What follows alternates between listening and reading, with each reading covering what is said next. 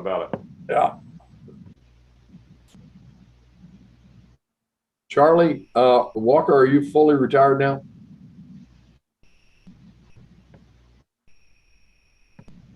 Charlie, are you conscious? Yeah. Sorry about that. I couldn't get the sound on. Okay. Yes, I'm fully retired. Good.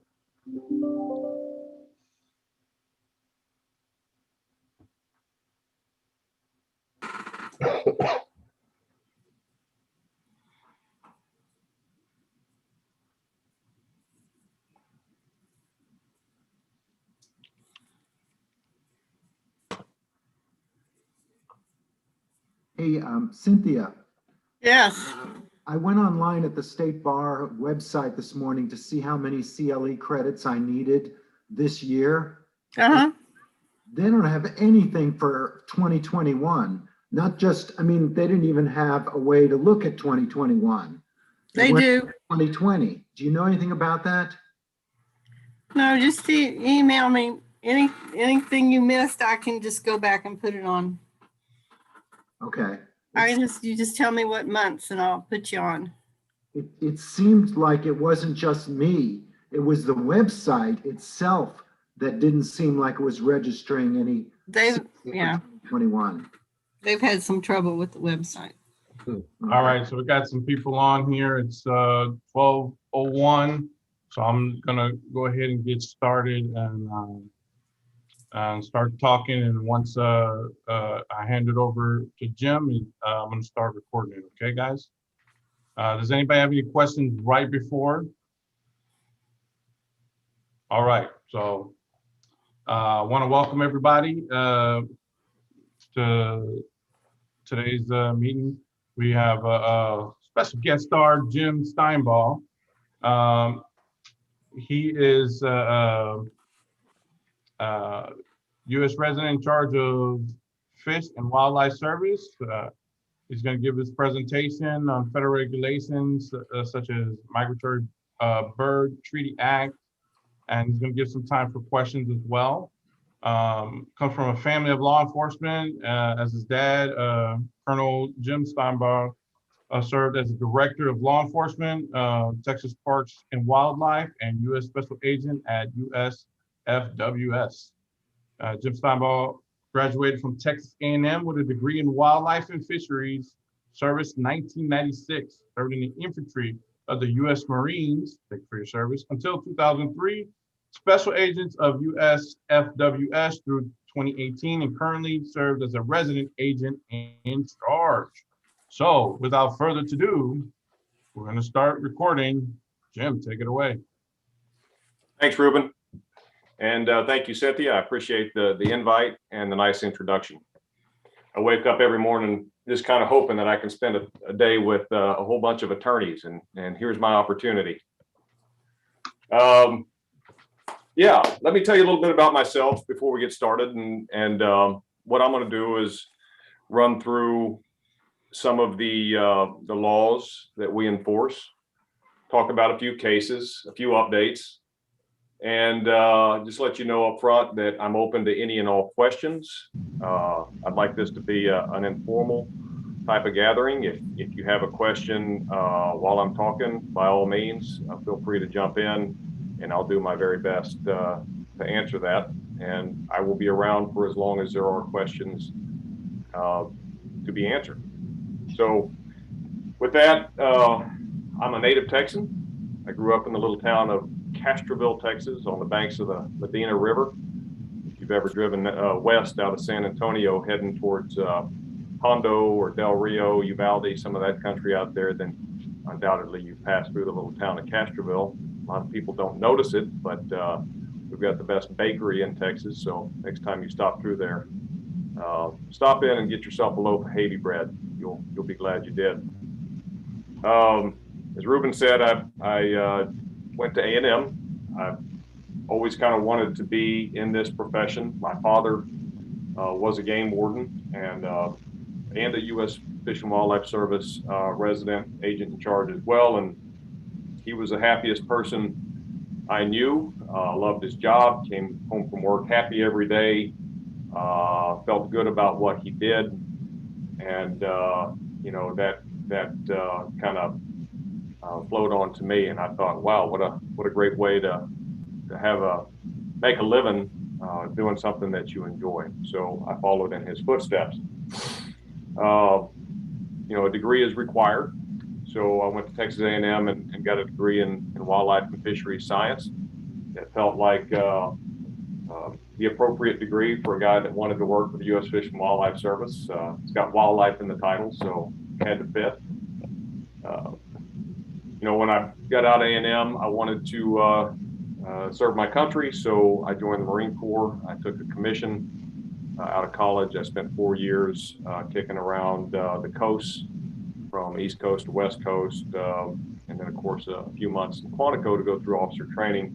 But truly enjoyed my time in the Marine Corps. I feel like it is a great way to start any career, and in particular a government job. But after getting out of the Marine Corps, I you know, wanted to get into this profession. We're very small. Our agency, U.S. Fish and Wildlife, employs about 200 special agents nationwide. We have agents in Africa, Europe, South America, and agents stationed from Guam to Puerto Rico and everything in between. So when you put agents in all those places and you divide up 200 by all those numbers, there's not a whole lot of us. So it's not all that easy to get in. You have to have some kind of wildlife experience. And I chose to get that wildlife experience by becoming a wildlife inspector when I got out of the service.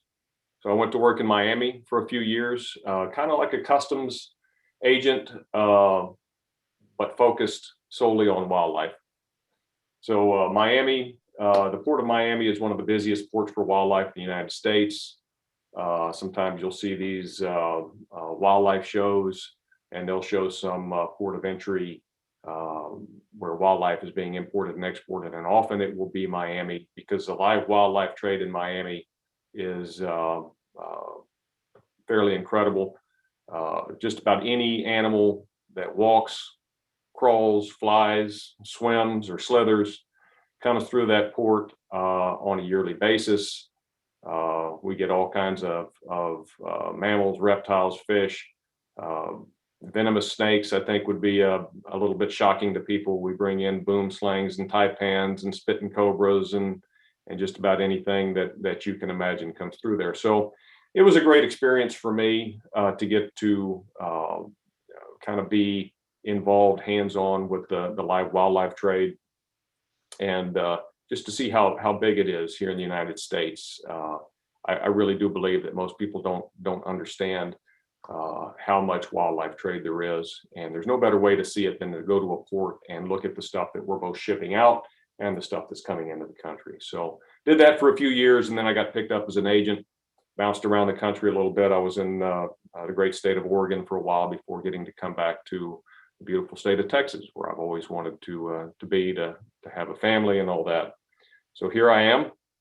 I've been here for a number of years. I'm now the resident agent in charge of South Texas.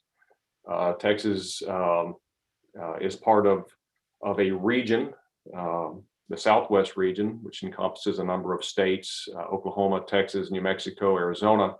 Texas, of course, is the most important of those. But we divide Texas in half, and I have the southern half of Texas, which just happens to be my favorite half of Texas. So very, very happy to be down here and happy to be serving in this capacity.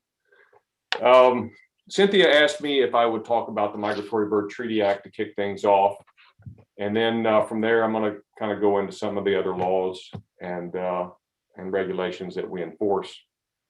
First off, just my job. What does a special agent for the U.S. Fish and Wildlife Service do? I think it's important to kind of define that, because a lot of people don't really understand who we are and what it is we do for the taxpayers. And a lot of people will ask me, well, what is it you do? And I say, well, I'm a special agent for Fish and Wildlife, and they'll want to know what park I work at.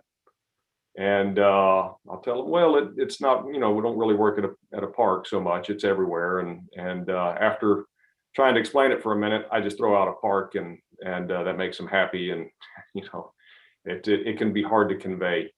I like to use the story of my neighbor to explain some of the responses that we get. A few years ago, my neighbor asked me to come over and help her. She had a raccoon in her attic. And so I agreed to go over and assist in removing the raccoon from her attic. And her 16-year-old son was there, and she said that young Billy there was going to help me get the raccoon. And of course, I'll take all the help I can get. So I go over there. I've got my flashlight and a blanket and some gloves on, and we're heading into the attic. And we get up there to the top and start looking around, and that 16-year-old boy looks at me and he says, now, I was talking to my mom. This is pretty much what you do for a living, right? I said, exactly. This is it. And a few other things. But so it can be a little hard for people to understand exactly what a special agent is. But in short, we can enforce any wildlife law where there's a federal nexus. So that can be a foreign law, tribal law, state law. It can also be a county ordinance, city ordinance, and then of course any and all federal laws. But we really can get involved with just about any wildlife case, but you got to find that federal nexus in there. And so we'll talk a little bit more about that as we go along. So first off, probably the bread and butter of the Fish and Wildlife Service, Office of Law Enforcement, is the Migratory Bird Treaty Act. I'm going to say all, but it's almost all birds in the United States are protected by the Migratory Bird Treaty Act. Now, the birds have to be defined in the CFR as migratory, but there are only a handful of birds that are not considered migratory. And that can be a little bit deceiving, because you would think, well, the birds have to necessarily migrate, and it doesn't really work like that. But if the bird falls on the migratory list in the CFR, 50 CFR Part 10, then it's protected by the Migratory Bird Treaty Act. As such, it's a trust resource, federal trust resource, and it's protected by my agency. So it's a strict liability law. It goes back to the early 1900s. Migratory birds were being wiped out for their feathers. At the time, this was 1904, 1905, ladies were putting feathers in their hat as decoration, very popular. And, some in the environmental community recognized, hey, we're losing a lot of bird species here. And if we don't do something, a lot of these animals are going to go endangered. So the Migratory Bird Treaty Act came into effect, and it is indeed a treaty between us and Canada and Mexico. And it's there really to protect birds by saying it's illegal to kill a bird, any bird that's protected by this act, without a permit. So when you go hunting, and I would imagine we probably have some bird hunters here in the crowd somewhere. When you go hunting, you're really getting a permit, in this case, a license to go out and take a migratory bird. Now, we have birds that are hunted for sport, ducks and geese and cranes, but then there's everything else, and permits are issued for those as well. Just about any animal can be taken with a permit, and that includes birds. So we enforce those permits, and we enforce those licenses in order to enforce the Migratory Bird Treaty Act. And we do get a lot of calls about migratory birds, especially this time of year.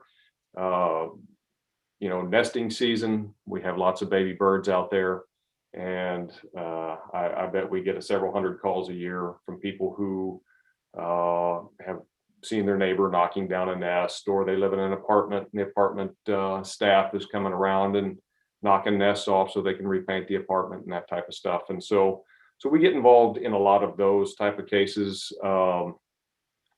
really to kind of help keep the peace. These aren't the kind of cases that you're going to necessarily investigate and take to the U.S. Attorney's Office, but since we are the primary enforcement for the act, we get involved in a good number of these types of smaller take cases. You know, the tax-paying public out there, they have a right to petition to the government to have something done when they see the laws being broken, and people get very passionate about birds, and so you know, it is not uncommon for us to get a call from somebody who is very upset because they've seen their neighbor doing something that they disagree with. So we try to handle all those in the most diplomatic fashion possible, so as not to slow down commerce too much or keep people from doing what they need to do with their own property, but also looking out for the best interest of birds in general. There have been some recent changes to the Migratory Bird Treaty Act. There were changes during the Trump administration, and now we're starting to see some changes during the Biden administration. The act itself is strict liability, and I'm talking to a bunch of attorneys here, so I'm preaching to the choir. But you know, you don't have to do it intentionally. You don't have to kill the bird intentionally to be held responsible for killing the bird. If you go out and you shoot your shotgun straight up in the air because you want to hear how it sounds, and in the process you hit a bird, you're responsible for killing that bird. It doesn't matter if you intended to or not. It also has been interpreted over the years to include incidental take. So if you, for instance, build and we'll just say what it is, if you're building energy infrastructure, oil and gas, power lines, other things that are in the path of migratory birds, and birds fly into these things and get killed, which happens on a daily basis, then the company or the individual, if the facts warrant that, can be held accountable for that incidental take. At least that's the way the act was interpreted up until the Trump administration, at which point the Solicitor General put out the M opinion, which some of you may be familiar with. And the M opinion said that the act itself was never meant to protect birds from incidental take. I'm not an attorney. I'm not here to debate who's right and who's wrong. I'm simply telling you that's the change that we saw 4 years ago with the M opinion. So we went from doing some inspections of industrial facilities. For instance, we would send agents out to oil producing country and have them do inspections of oil pits and heater treaters and things of that nature, document the dead birds in these pits. Birds see the oil pits, they think it's water, they land on it. Of course, once they land in the oil, that's it. They're going to die at that point in time. So we would collect up dead birds, and typically SOP here was to notify the company and give them an opportunity to correct the problem. If the problem persisted and no corrective measures were taken, we would step in and start issuing violation notices. So that's how we were handling that type of take prior to the M opinion. Once the M opinion took effect, we stopped doing that. And now there's some talk on the Biden administration about reversing the M opinion. So we may go back to enforcing incidental take. You may have heard some about it on the news. It did make the news when it was announced that the M opinion was likely to be reversed, et cetera. But it's something that had an impact on U.S. Fish and Wildlife and how we enforce the Migratory Bird Treaty Act. I know opinions vary on whether or not incidental take should be enforced at all, but indeed, it has been in years past, and it may be again. And right now, we're still in a bit of a limbo phase there. So that's the Migratory Bird Treaty Act. It's like I said, it's kind of the bread and butter. One of the most enjoyable parts of my job is getting to get out with our game warden partners during the hunting season and go check hunters to ensure that they're in compliance with the Migratory Bird Treaty Act.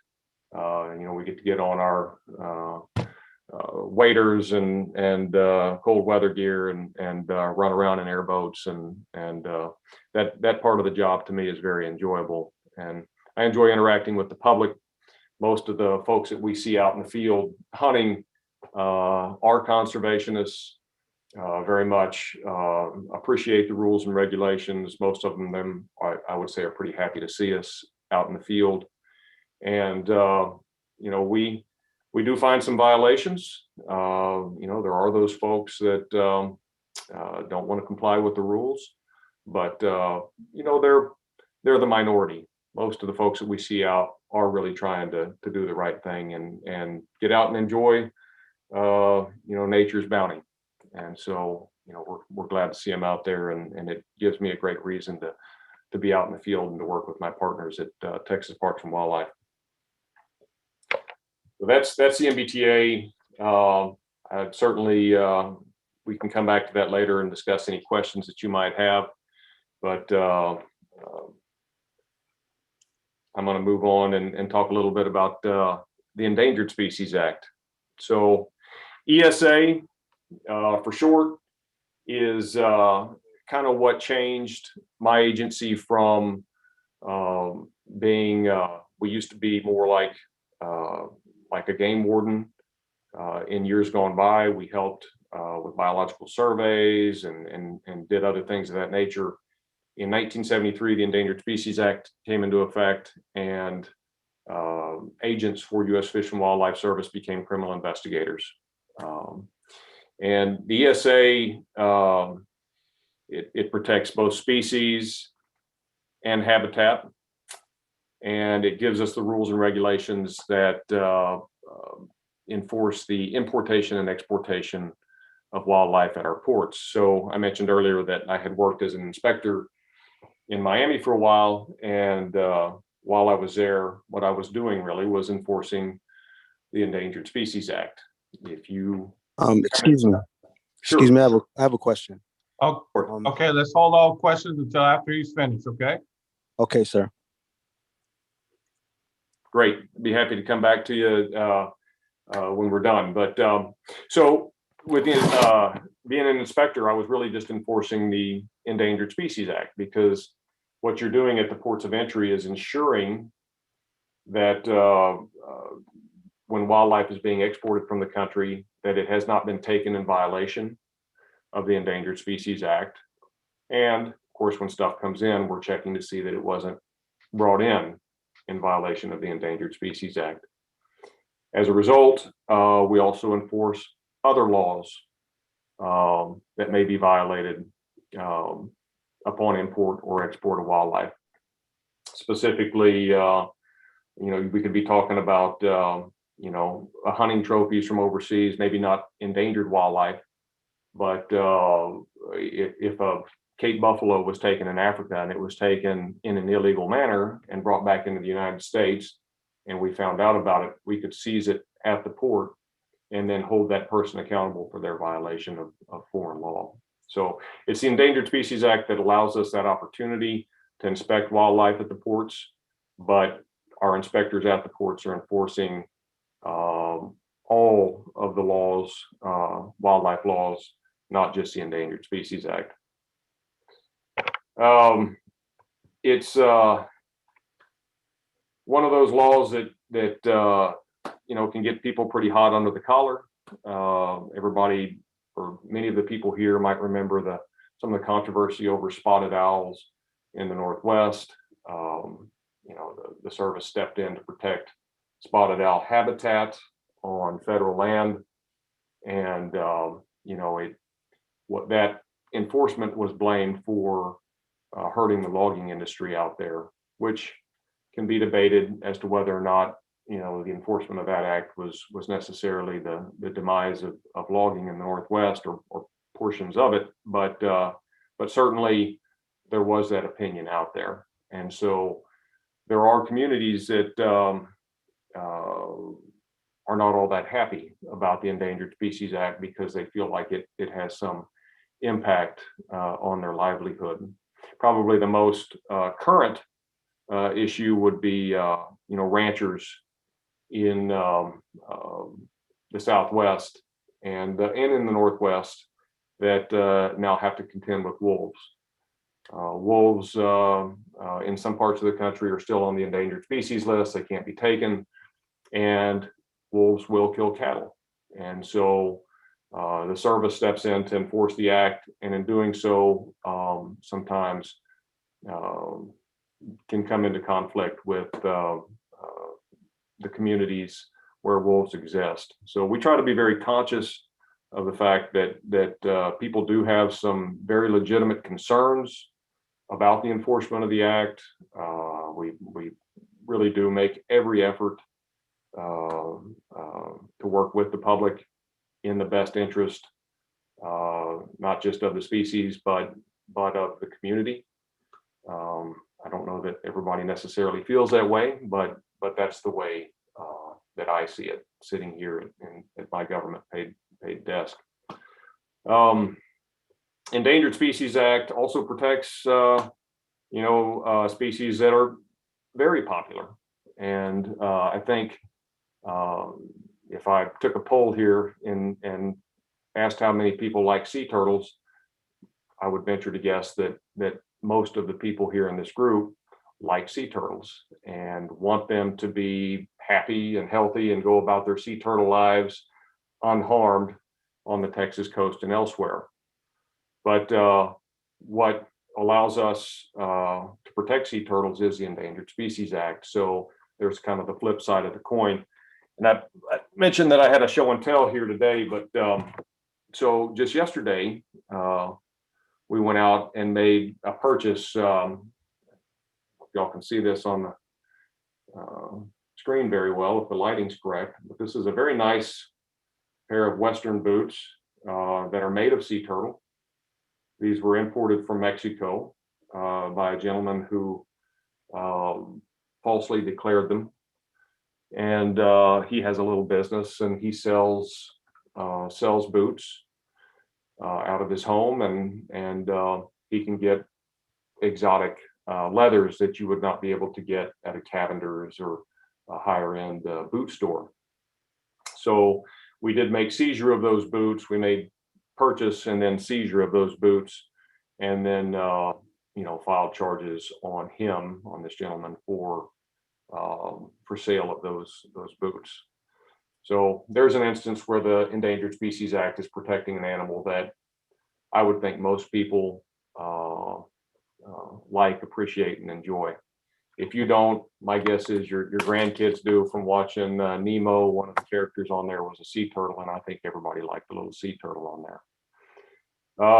Another very charismatic endangered species here in Texas that we have is the whooping crane. I don't know if any of you heard, but a couple of years ago, a young man over near Beaumont had the bright idea to go out and kill a couple of whooping cranes in that area, and he got caught. The local game warden over there, a guy by the name of Mike Boone. I don't know if y'all have seen Mike Boone on the Game Warden show, but Mike is the epitome of East Texas. He's got that twang down just the way it ought to be. And anyway, old Mike knows everybody out there, and teaming up with Mike, he and I were able to track this young man down and hold him accountable. And when he went to court, the judge gave him a pretty good scolding and put him out on probation. I think it's worth noting that the courtroom for the hearing was packed with members of the Audubon Society and other bird-loving groups came in to express their concern. So the judge really kind of laid into him and admonished him not to have any further violations and so on. And I guess the young man wasn't listening all that well, because he went back out and violated again. And he had the bad idea of violating with a friend who was not being very nice to his girlfriend at the time. And this angry girlfriend called Texas Parks and Wildlife and turned them both in. And, you know, the game wardens went out and did a little investigation and showed that indeed these guys had been out hunting hogs at night, which of course was strictly prohibited on this young man's probation. And so we drug him back into court. And again, Audubon Society, the International Crane Foundation, and others packed the courtroom. There were actually so many people in the courtroom in Beaumont that it was standing room only in the back, and not everybody could make it inside. There were people outside. I remember the judge commented how unusual that is for there to be so many people in the courtroom. And I think that illustrates how much people like wildlife and birds, and in some cases endangered species here in the state of Texas. And this time, the young man ended up getting an 11-month jail sentence for his violation. So wildlife cases are unique. I think a lot of attorneys, a lot of courts don't know quite how to handle them because they're so different. Most of the courts, federal courts, see the same stuff over and over: drugs and guns and child pornography and more drugs and some public corruption, but they don't see a lot of wildlife. And so it really can be a bit of a challenge for an agent to walk into a U.S. Attorney's office where maybe all the AUSAs are new or they haven't dealt with wildlife before, and convince them that they should take a wildlife case to be prosecuted. That to convince them that not only is it important to protect the species or to protect habitat, but it's important because people care. And what I tell these attorneys is, turn on your TV. You probably have the Discovery Channel, and you're going to see wildlife shows running nonstop. They don't run those because nobody watches. They run those to sell advertisements. People like wildlife. People like knowing that wildlife is out there. Whether or not you're ever going to see a polar bear is questionable. You probably will never get to see one in the wild, but it makes me feel better knowing that they're out there, whether I get to see them or not. And I think most people feel the same way. And if we can get an attorney to take one of our cases, if we can get them to try, just take a little sample. It's been my experience that most of them enjoy working wildlife cases once they have done one, once they see the public reaction to the cases.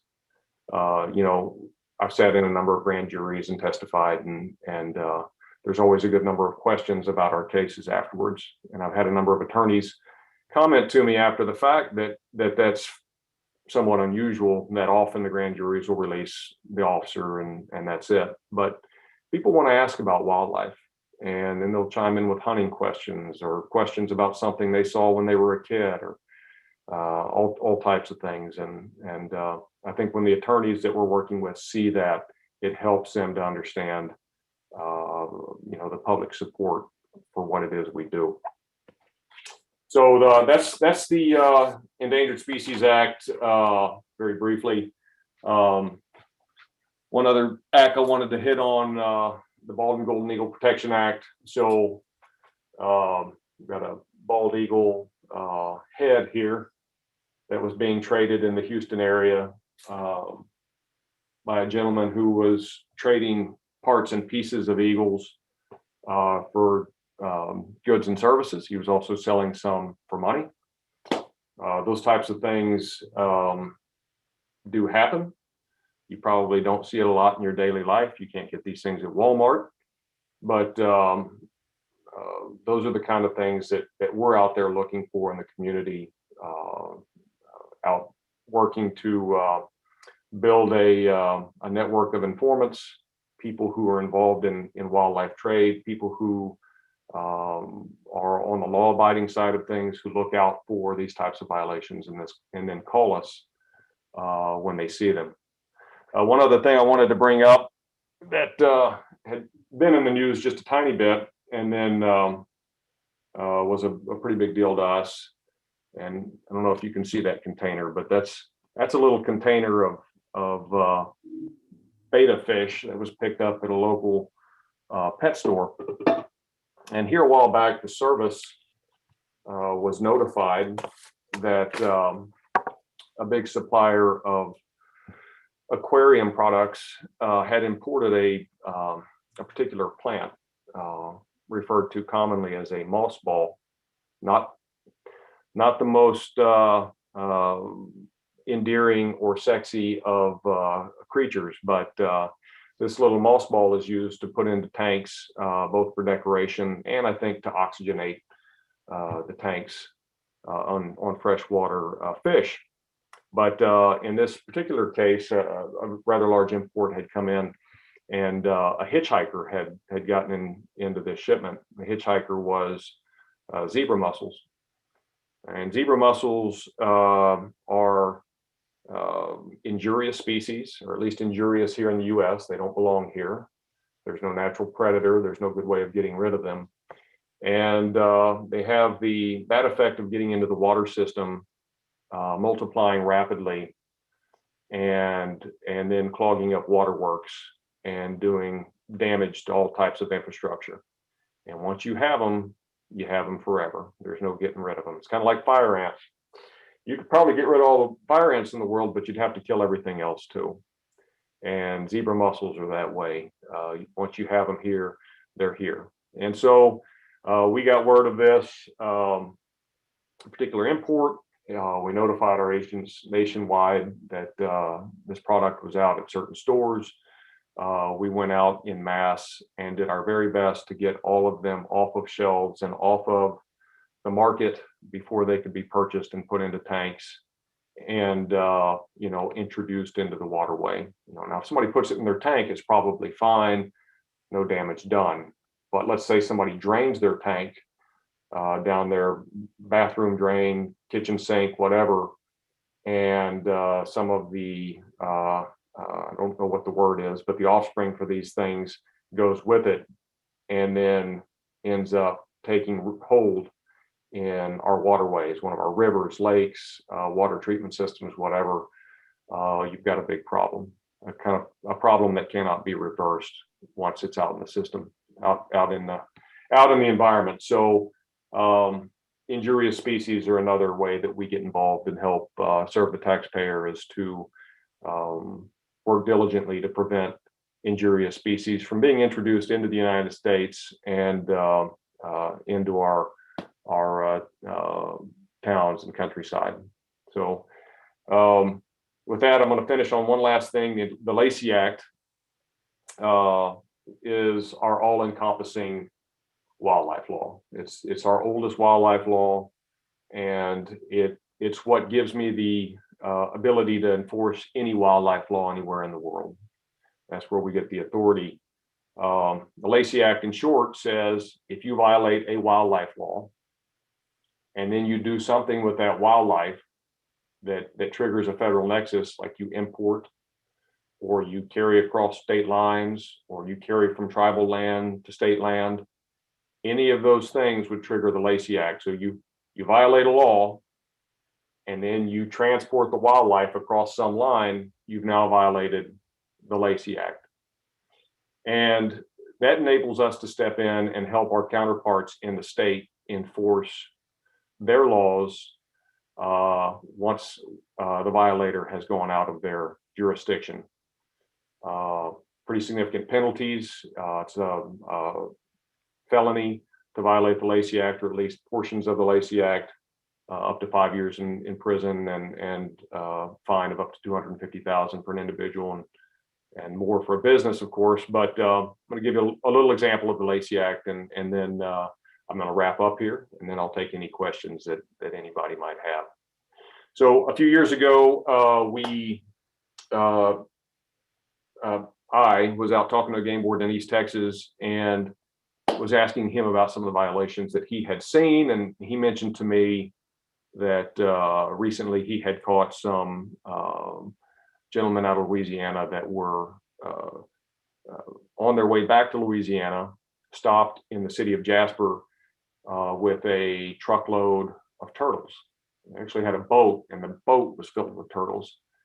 City policeman had stopped them for speeding. He didn't know what he had, so he called the local game warden. Game warden comes out, sees all the turtles. These turtles are alligator snapping turtles. They're protected in Texas by state law, not by federal law, but by state law. And so the game warden seized them and gave these guys a ticket and sent them on their way. He told me about it. I looked into it a little bit. Alligator snapping turtles are in trouble. Their numbers are declining. There's a strong commercial market for them in Louisiana.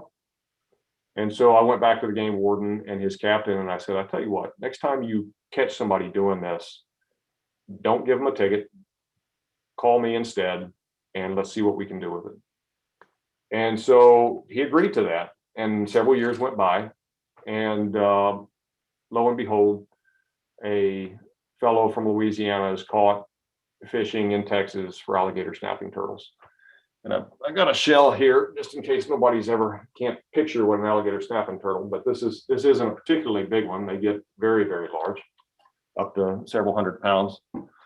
But this individual got caught by the game warden. Game warden called me. I was sitting on my back porch. I was about 3 or 4 gin and tonics in on a Friday, and I was having a great time. And I said, you know what? I can't come out there right now, but I'll be out there first thing tomorrow, and we'll talk about it. I said, take the turtles, get good pictures, let them go, wrap this guy up, get all of his information, and then send him on his way. So talking to the game warden, we came up with a plan, went over to Louisiana, put the screws to the guy over in Louisiana. He agreed to flip and be an informant. He said, look, a lot of guys do this. It's a good way to make some extra money. There's good money in these alligator snapping turtles. There's markets all over the place. You just got to know how to plug into the markets. I said, all right, well, if you're telling me you know who else is doing it, let's put this wire on you and we'll send you in to talk to some of them. And indeed, he agreed to that, and we sent him in. And it was pretty unbelievable to me to hear what they were talking about, poaching, and it was all in Texas. And the reason it was in Texas is they said Louisiana's depleted. There's just nothing left to catch. So they come over to take our turtles. And so we watched this for a while and eventually did a takedown and caught a number of people, and several of them got jail sentences and whatnot. But we were able to help the state enforce their law. The states, in this case, it was a State Endangered Species Act law with the Lacey Act. Because the wildlife was transported in interstate commerce, we were able to get involved. And the state law didn't have a lot of teeth. There wasn't much they could do with it. The fines are low, the penalties are low. But if you can trigger the Lacey Act, and it makes sense, and it doesn't always make sense to make something into a federal case. Often it doesn't. But in this case, we believed that it merited that kind of attention, and we got involved. And we're really able to crack down on a trade that I believe was doing significant damage to, a local wildlife population, and to do something to protect them. So that's a pretty good example of the Lacey Act and what can be done with the Lacey Act and some of our other federal laws. With that, I'm going to wrap up, and I'm very happy to answer any questions that you might have or fill in any gaps. If something I said was unclear, I want to correct the record right now. Can I jump in and ask a quick question? Hey, Sure. Before you do, let me just say, if anybody's on here and you don't have if your name is like US04 Web, please type your name in the chat so we kind of know who you are, because not everybody has a name, it's Zoom. So go ahead with your question, man. Okay, hi. I just have a quick question. Thanks for coming and being a guest speaker. This is very, very important, and we really appreciate you taking the time to come and visit with us. Very informative. My main focus, I'm Audubon Society nationwide, local, everywhere. And I'm an ornithologist as well. And my question has to do with the whooping cranes, because I have now noticed that there is a live residential population of whooping cranes. And I'm not talking about down in Aransas. We all know about that. But there is a live residential, a foundation of newer established whooping cranes. What can you tell us about that colony? So they were established in Louisiana, and it was an experimental population that was put there. They are doing well, this population, and for the first time in like 80 or 100 years, we now have some residents from that flock breeding in Texas. They've come over to Texas for a long time to feed, but for the first time ever, they have a nest here in Texas, and people are very excited, myself included. We're very aware of the nests, where they are.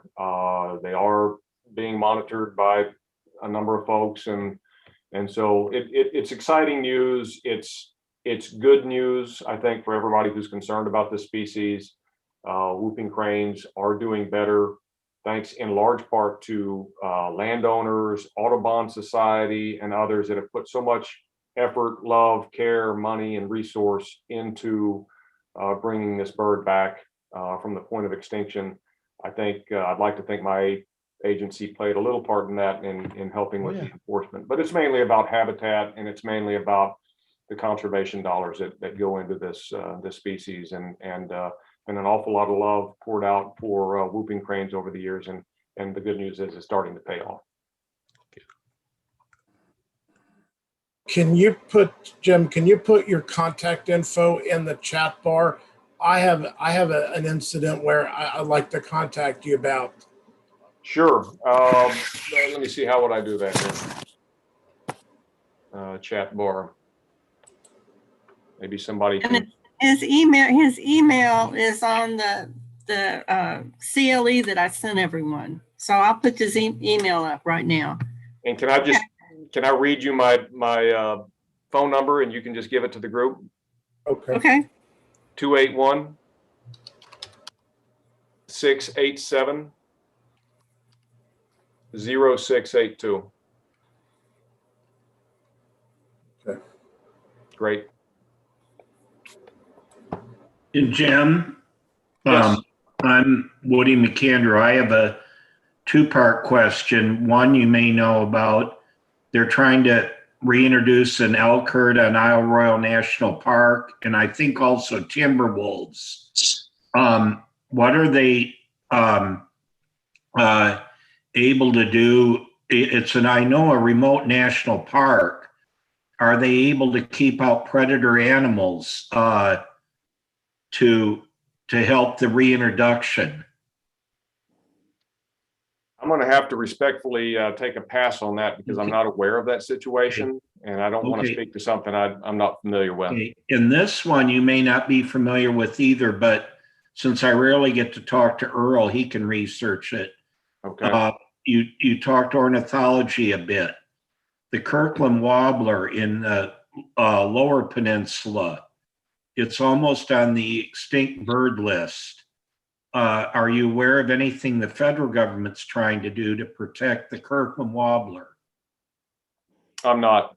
Okay, well, Earl, you'll have to research it since you spoke up. Can I just jump in here for a quick second? Yeah. Yeah, the problem that we're having with Kirtland's and a few of the other different warblers is that the actual places where they actually live. I mean, we see them as they migrate through, let's say, like South Padre Island, and that's where I know what you're referring to is the South Texas fly through on the migratory runs,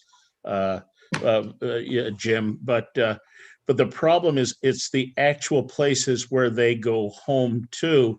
Those areas are not protecting the area where these birds like to nest and everything, and all of this logging and all of this other encroachment for the purposes of building residential and whatnot it's really becoming a very, very serious problem. And I'm just hoping that guys like Jim can figure out what to do to tell our legislators that it is important, or we're just not going to have any of these birds. I think, Jim, what is the rate of extinction every day? There's a certain number of birds and animals that go extinct every single day. Can you comment on that? I've read some of those stats, and I know they're disturbing. I wouldn't want to quote stats that I'm not intimately familiar with, but we are losing species of wildlife, and it's a shame. I don't know if any of you are familiar with Aldo Leopold, but the father of ecology, and a great writer, which I think is why we still know him today. But he said the first rule of intelligent tinkering is to keep every part in peace. And we don't always understand in our lifetime where those parts and pieces fit in. But I think that it's important to understand that every part and piece has value. And we should treasure all the parts and pieces and not simply discard them because they don't have any commercial value or any known value to us at the time. Alan, you had a question? Yeah, Jim, let's see, I had read an article, others may have too, within the last year or so about pythons being a big problem in the Florida Everglades. And I guess the tone of the article was that, people who like exotic, weird pets would sometimes bring a python in. It got real big and they got tired of it, and they just put it in the trunk and released it out in the Everglades. And all of a sudden, the pythons are making baby pythons, and they're all over the place killing birds and mammals in the Everglades. And the article really sounded like there's really not going to be much of a solution on this because it's essentially overwhelming. I didn't know if you had a comment on that, but I had heard that was a big thing. And is there anything about that would change other than that? Yeah, it is a bleak outlook. It's true that they are in the Everglades. It is unfortunate, but people sometimes let these things go intentionally. Sometimes it's unintentional. I have, been at the Port of Miami and seen hundreds of pythons coming in per day, often this big, but they get, very, very large. And once they're out there in the environment, that's it. You're not going to get them out. I think that's the reality of it. I don't think anybody's going to come up with a creative solution in my lifetime to get rid of them. And they do a lot of damage, and they don't have natural predators. And it's a problem. And that's why I pointed out these moss balls, how they're very unimpressive, but the damage that can be done by an injurious species is significant. And it is something that we need to pay attention to, because you'll spend forever controlling something that's here, kind of like Basile saying about an ounce of prevention is worth a pound of cure or something. It's better to spend the money up front and avoid the problem. With the pythons, the problem's here. I don't see it going away. Yeah, it did sound not very helpful. Let's hope we don't get a problem with king cobras or one of the terrible venomous snakes, taipans or something out there that get released here and start breeding in our warmer climates. I have a question. We got some more questions first. Gregory Welch, you had a question? Yeah, my question is, I live in South Florida and I work with the Federal Public Defender's Office down here. And we had a case with a particular individual with a sea turtle. But being out here, I noticed that some of the where they're protected habitat, some are covered and some are not. And when we do go on the beach, it's like, how do you report that it's not covered?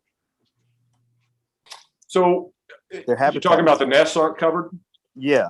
Okay. They just put like a little stick on. It's supposed to be covered because I've been to places where they were covered with the cage and the hole for the turtles to go into. Right. But there are also places where it's just a stick, a red sticker, and you basically could walk over it. But then if the Fish and Wildlife see you, that would be illegal, right? Right or wrong?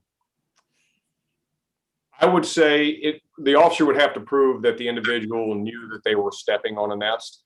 They couldn't just say that, hey, look, they walked by this, they walked by this stick and hurt the nest.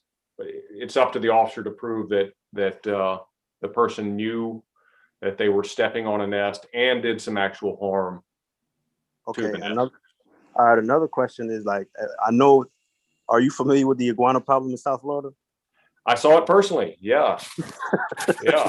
Used to see them running all over the airport. It's crazy. Yes. Yeah. Yeah. So there's no cure for that, right? Again, I think it's like the pythons. Once they're here, and there's no getting rid of them.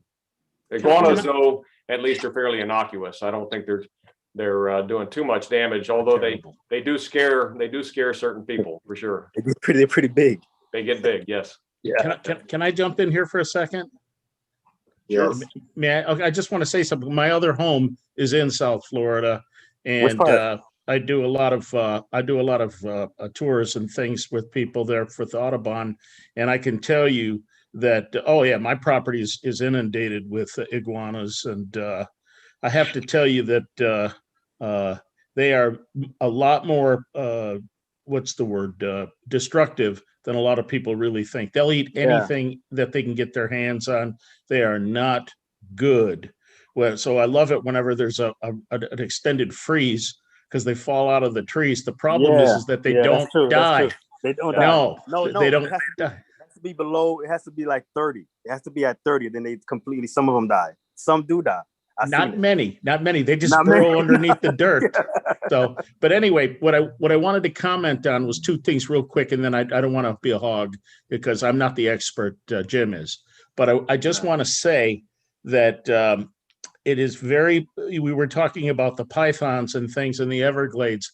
Those things get big enough they actually kill deer. I have actually seen them kill deer, and they have these scheduled hunts, sir. They have scheduled hunts where they have contests and things like that. They're just like feral hogs here in Texas. You can't kill enough of them. Right, you're right. I mean, I don't know what we're going to be able to do, but we have to start getting rid of some of these invasive species, and we have to be more proactive about it. What do you have to say about that, Jim?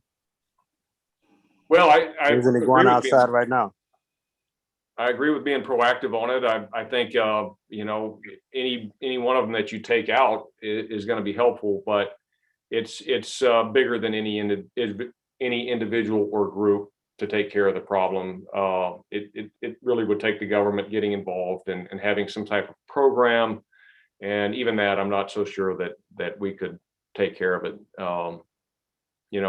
Government got rid of, what was it, screwworms back in the 50s by releasing sterile flies. So maybe there's some brilliant scientists out there that can help us to come up with a solution, but I don't think you can shoot them out of existence. Doesn't hurt to get rid of them, but I don't think that's going to solve the problem. Same thing with feral hogs. They're here to And stay. David Lee's asked if we can genetically engineer wild hogs to eat only pythons. That's a great idea. I like it. How about it, science? Okay, so we're at 12:58. What I'm going to do is I'm going to stop the CLE right here. And if Jim wants to continue asking questions, it's just not going to be a part of the CLE. Okay, guys? And I'm going to stop the live stream as well. But let me questions, go ahead. And I think I know what Cynthia's about to say. Yeah, go ahead. I'll read out the course number for those that aren't able to watch. I'll read it out twice. Course number 17412, 1783, and again 17412, 1783. I'll try to report whoever gave me their bar number, but just self-report it if you can. And I just entered into chat. Okay. Stopping recording.